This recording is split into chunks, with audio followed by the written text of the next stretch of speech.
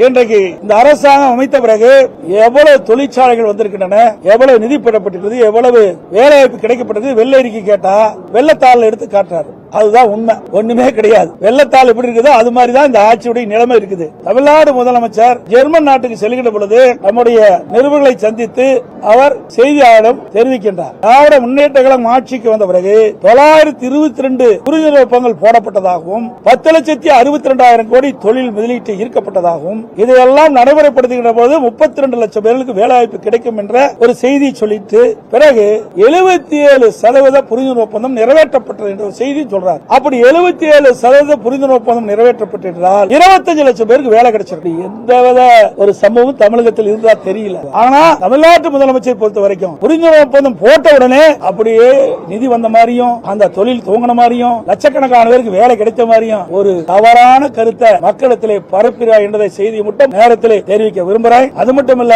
மத்திய அரசாங்கம் ஒரு அறிவிப்பு கொடுத்திருக்குது. சுமார் எனக்கு கிடைத்த தகவல் 60,000 கோடி தான் தமிழகத்தில் முதலீடு வந்ததாக ஒரு செய்தி.